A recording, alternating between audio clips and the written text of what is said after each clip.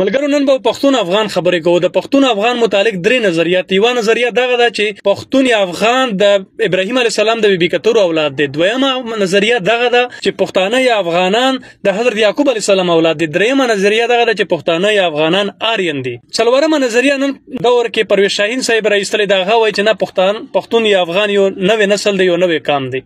خو زه هغې سره هېڅ اتفاق نه لرم. نو خبره دا ده چې دلته که موږ د تاریخ پاڼې ګورو نو خوشحال به وایي په ښایست باندې ختمه دا وینا ده چې په اصل د یعقوب کوم معتبر دی.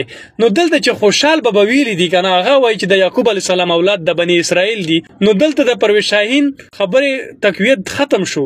عباسین صاحب وایي چې د پښتنو څو قبیلې داسې شته چې هغه آریا دي، ځکه چې په پښتنو کې ډېرې لهجې دي. او دلته عباسین زیاتوي چې حضرت سلیمان علیه السلام پخپله هم پښتون و، ځکه چې عرب اوس هم پښتنو ته سلیمانې وایي. او ځینې مورخین لیکي چې آدم علیه السلام هم پښتون و، ځکه چې آدم د ادا نه وتلی ټکی دی، ادا پلار ته وایي په پښتو کې، او ادې مور ته وایي. او نو دلته خو آدم علیه السلام هم پښتون شو. خو دا خبرې یو ځان ته بیلې، ځکه چې که موږ تاریخ وګورو د آدم علیه السلام ژبه عبراني وه، او عبراني یعنی د پښتو ژبې خور ده. ملګرو عباسین زیاتوي چې ابراهیم علیه السلام چې کم ځای کې اور ته اچولی شوی و، د هغې ځای نوم اوس هم اور دی. نو اور چې دی هغه د پښتو ژبې ټکی دی. نو دلته خو دومره معلومه شوه چې پښتانه واقعي بني اسرائیل دي. اوس راځو شجاعت ته. نو د یعقوب علیه السلام 12 زامن وو. افغانه بن ارمیا بن ملک طالوت اولاد ته افغان ویلی شي، او د کیس عبدالرشید اولاد ته پښتون ویلی شي.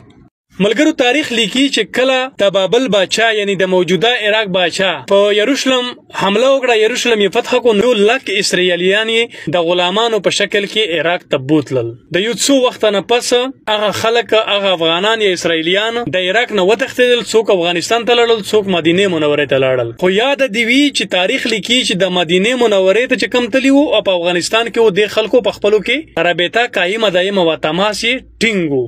ملګرو تاریخ لیکي چې مدینه منوره کې چې کله اسلام پرمختګ وکړو، نو هلته چې کم اسرائیلیان یا افغانان موجود وو، د خالد بن ولید په واسطه یعنی په اجازه باندې کیس نومې یو اسرائیلی یا افغان ته دعوت ورکړو.